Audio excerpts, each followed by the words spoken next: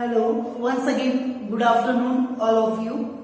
In the OBG portion, in the previous classes, we're discussing about the antenatal care and the antenatal visit. In this, we completed about the antenatal advices given by the midwifery nurse and the obstetrician.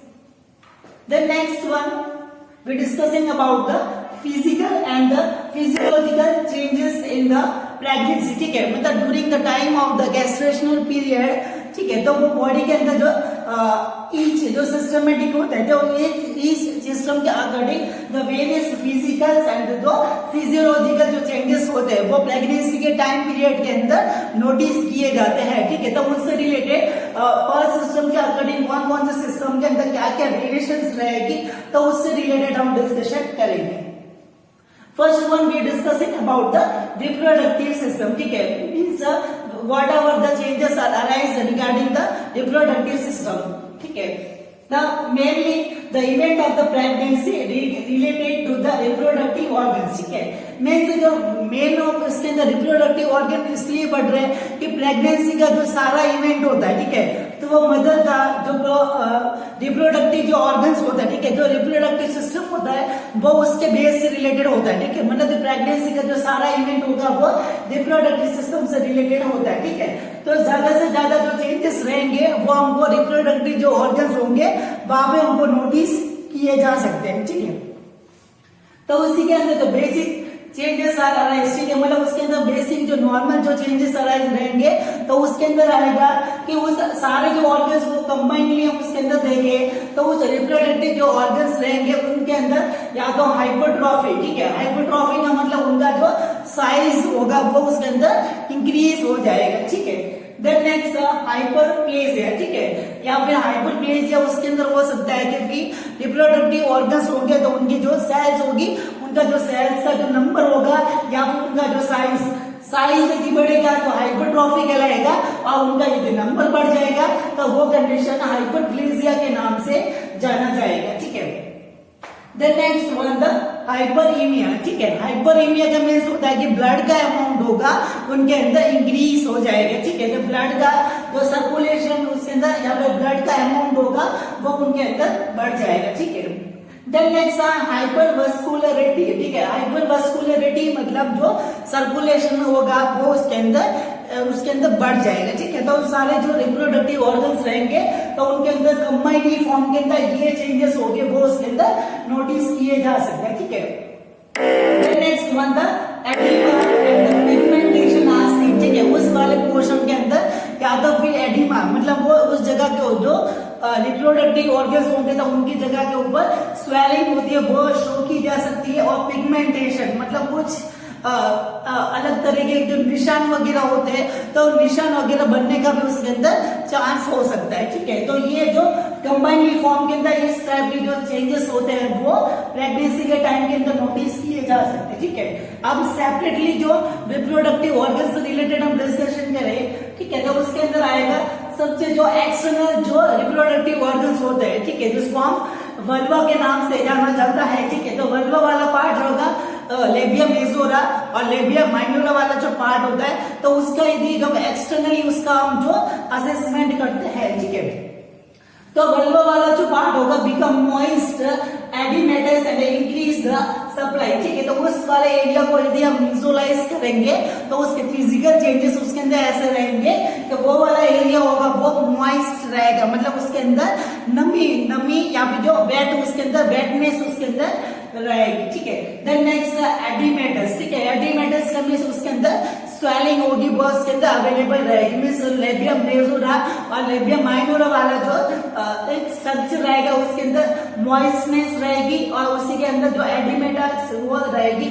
ये सब होने का reason रहेगा increase the supply, मतलब उसके जो circulation रहेगा वो उसके अंदर इंक्रीज होने की वजह से वल्वा वाले पार्ट के अंदर ये चेंजेस होते हैं वो नोटिस किए जाएंगे. ठीक है, देन नेक्स्ट वाजाइना. ठीक है, तो वाजाइना वाला जो पार्ट होगा उसके अंदर क्या चेंजेस हो सकते हैं. It's notify the excessive discharge and pH more than acidic, ठीक है। और उस वाले एरिया के अंदर वेजाइना वाले पार्ट के अंदर एक्सेसिव जो डिस्चार्ज उसके अंदर हो सकता है, और डिस्चार्ज होने की वजह से इसका जो पीएच रहेगा वो ज्यादा एसिडिक नेचर का हो जाएगा, ठीक है। तो ज्यादा एसिडिक जो वेजाइना का प्रेगनेंसी के टाइम के अंदर वेजाइना के अंदर जो सिक्रेशन होंगे वो उसके अंदर बढ़ जाएंगे, और उसके अंदर जो सिक्रेशन बढ़ने की वजह से जो उसका पीएच होगा वो उसके अंदर ज्यादा हो जाएगा, ठीक है। तो ये इनडायरेक्टली जो ज्यादा पीएच होगा तो वो बेबी के लिए बेनिफिट रहेगा, क्योंकि जो वेजाइनल रूट के द्वारा कोई भी जो माइक्रो ऑर्गेनिज्म होगा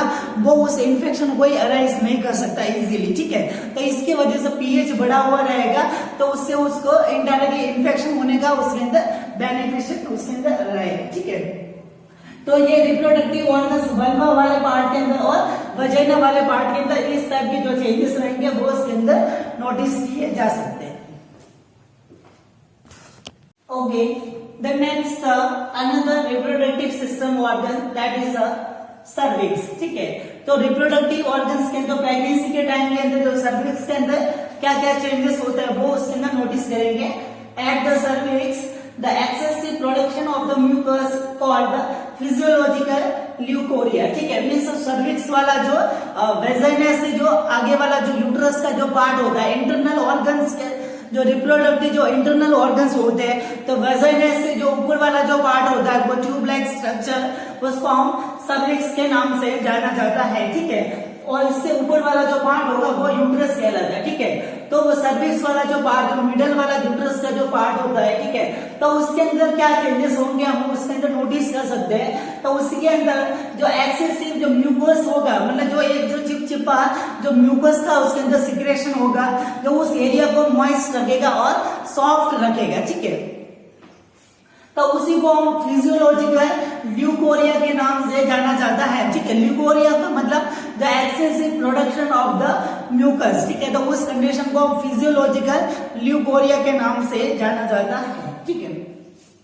देन नेक्स्ट साइज चेंज, ठीक है। तो नॉर्मली जो सर्विक्स का जो साइज होता है, मतलब उसकी जो लेंथ होती है वो उसके अंदर अनचेंजेबल रहती है, ठीक है। But only for the eight the time of the labour, ठीक है। तो लेबर के टाइम के अंदर ऐसा होता है कि जब जो नॉर्मल जो वेजाइनल डिलीवरी होने का टाइम पीरियड होता है तो उस समय होता है कि 2.5 जो सर्विक्स का जो हाइट होता है, ठीक है, तो उसकी जो लेंथ होती है वो 2.5 सेंटीमीटर तक रहती है, ठीक है। बट वो इतनी सॉफ्ट हो जाती है कि बेबी को वापस बेबी के अंदर जाने का जो रास्ता होगा यदि वो लंबा होगा तो उसके अंदर ज्यादा टाइम लग सकता है, ठीक है। इसकी वजह से क्या होता है कि जो सर्विक्स होती है वो अपना साइज होता है वो थोड़ा कम हो जाता है, ठीक है। तो 2.5 सेंटीमीटर नॉर्मल उसका क्राइटेरिया रहता है, but at the time of the delivery it become 1.5 centimetre, ठीक है। तो उसकी जो लेंथ होती है वो 1.5 सेंटीमीटर तक होती है, और बेबी को डिलीवर होने के लिए कम रास्ता होता है वो उसके अंदर कम रास्ता होता है उससे उनको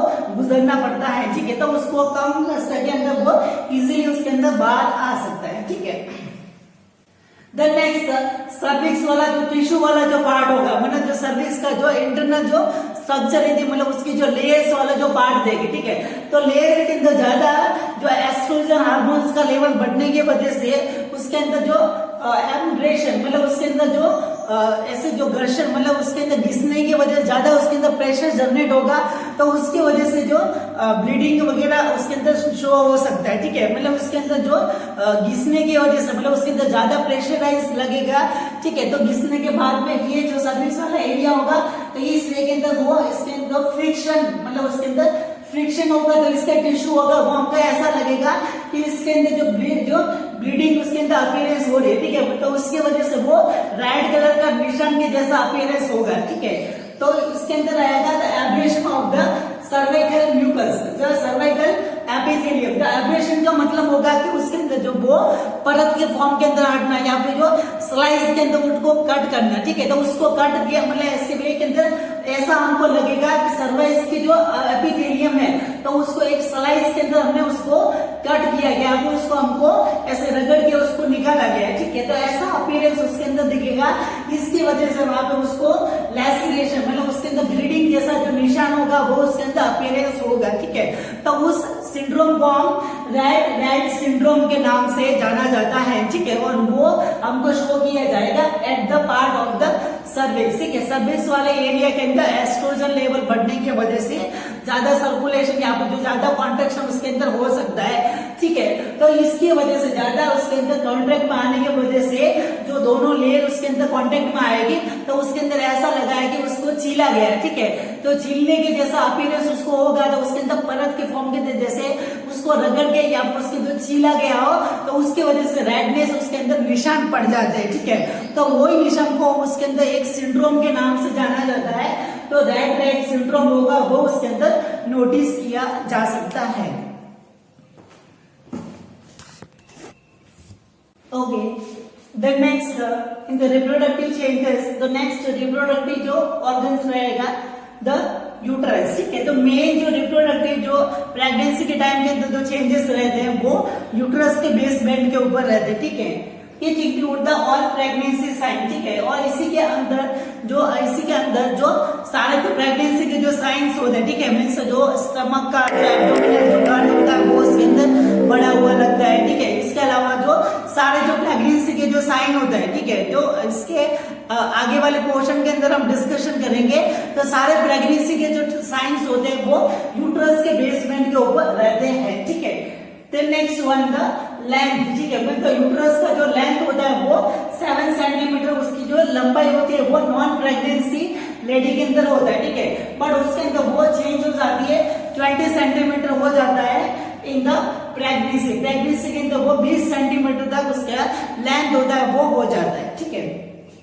देन नेक्स्ट नॉन प्रेगनेंसी जो लेडी होता है उसके अंदर जो यूट्रस होता है वो पेल्विक कैविटी का ऑर्गन के अंदर काउंट होता है, ठीक है।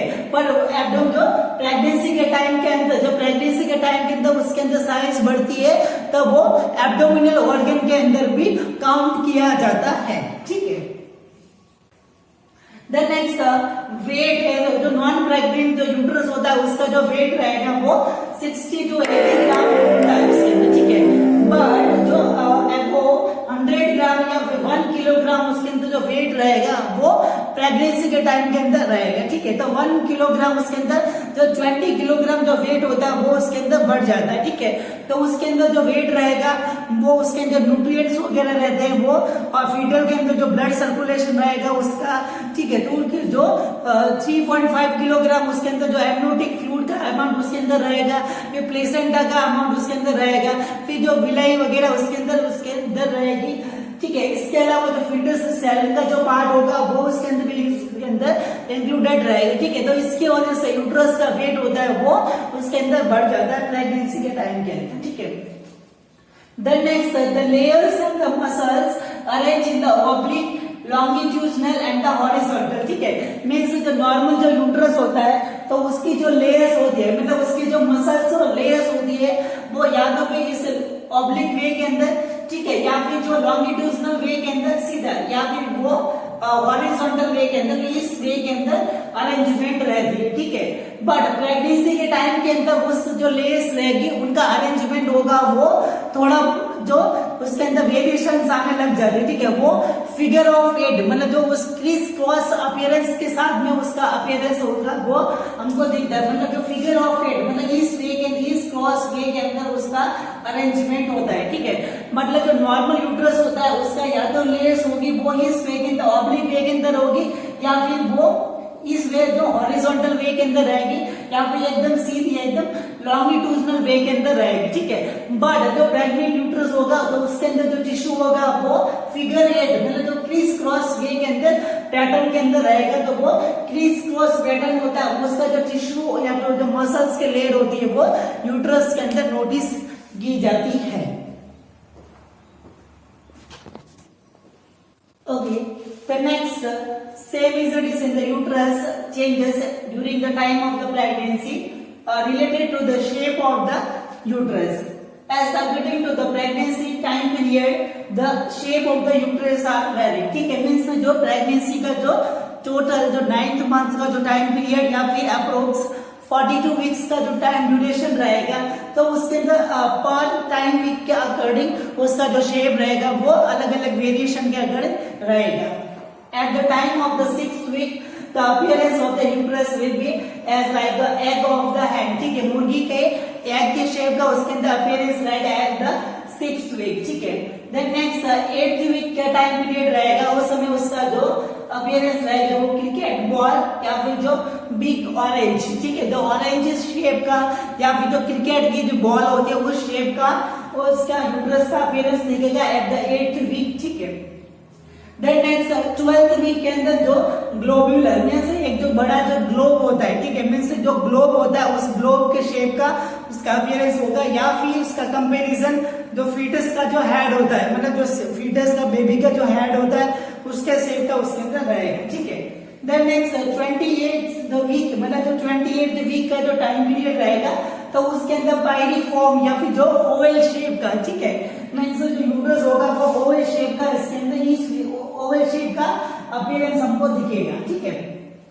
देन नेक्स्ट 36 वीक, ठीक है, जो 36 वीक के टाइम पीरियड के अंदर जो यूट्रस होगा वो पूरा एक round appearance means round appearance उसके अंदर हमको दिखेगा, ठीक है। तो राउंड अपीयरेंस होगा वो यूट्रस का हमको 36 वीक के टाइम पीरियड के अंदर उसका शेप होगा वो नोटिस किया जा सकता है, ठीक है। तो ये चेंजेस रहेंगे in the reproductive system organ the uterus.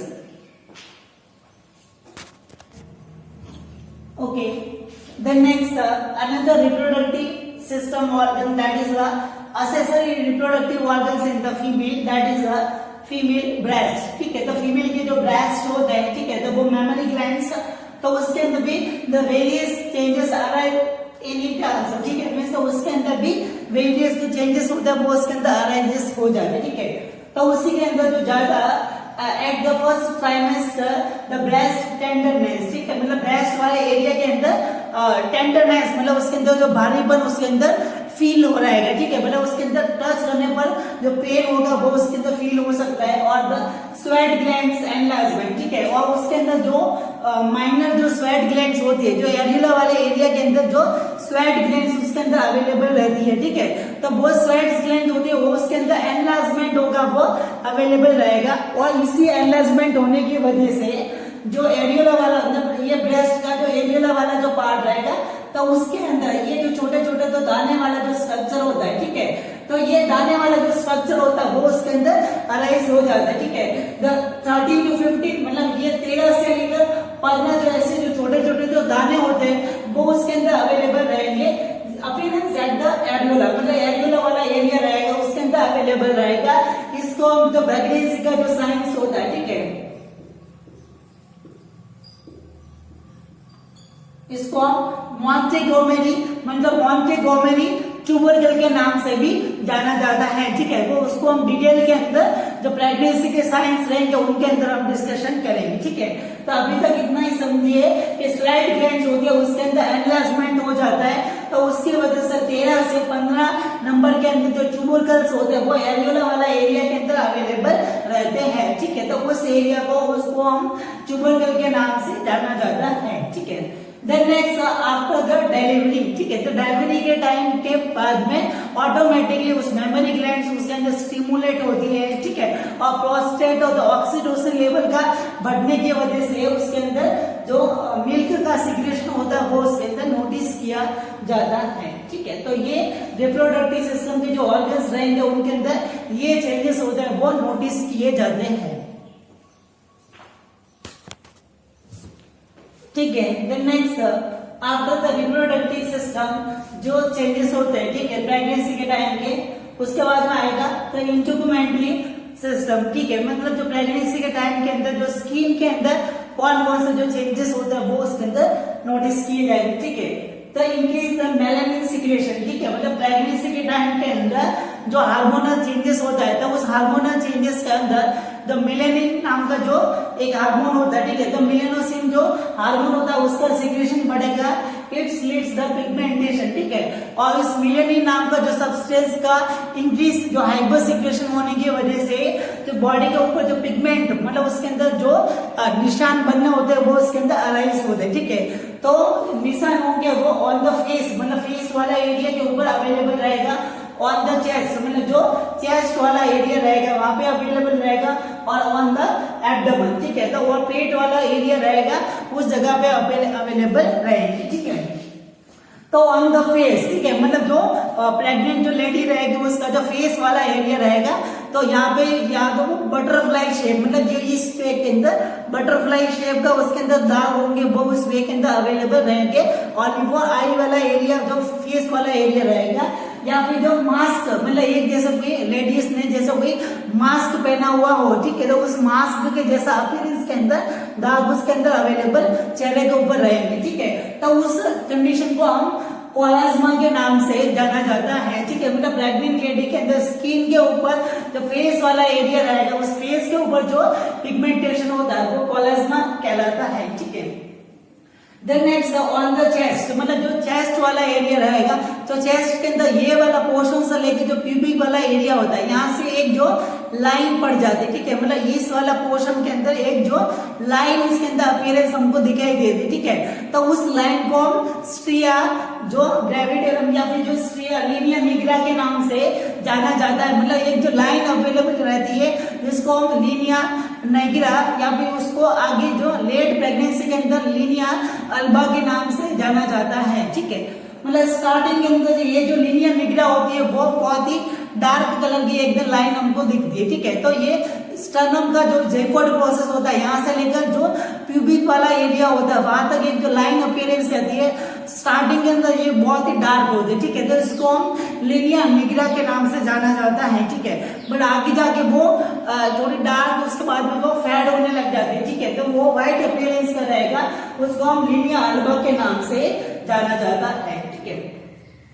Then next the pigmentation on the skin of the abdomen, मतलब एब्डोमेन वाला एरिया रहेगा, तो एब्डोमेन का जो साइड वाला पार्ट रहेगा, ठीक है, इस वाले पोर्शन के अंदर प्रेग्नेंट लेडी के अंदर हम देखेंगे तो इस वे के अंदर जो निशान होता है वो एब्डोमेन वाले एरिया के अंदर अवेलेबल रहते हैं, ठीक है, तो उस एब्डोमेन वाले एरिया के अंदर ज्यादा स्ट्रेसिंग होगी, मतलब उसके पेट के ऊपर ज्यादा जोर पड़ेगा, तो इसकी वजह से उसके अंदर लाइनें बन जाती हैं, तो उस लाइन को स्ट्रिया ग्रेविडेरम स्टार्टिंग के अंदर जो पिंक कलर की होती है और उसके बाद में धीरे धीरे वो व्हाइट कलर के अंदर कन्वर्ट हो जाते हैं, तो स्ट्रिया ग्रेविडम स्टार्टिंग के अंदर हमको दिखेगी जो पर्पल कलर की या फिर जो पिंक कलर की इसके अंदर अपीयरेंस होती है, ठीक है, और उसके बाद में जो वो व्हाइट कलर के अपीयरेंस के अंदर कन्वर्ट हो जाएगी जिसको हम स्ट्रिया अल्बा के नाम से जाना जाता है, ठीक है।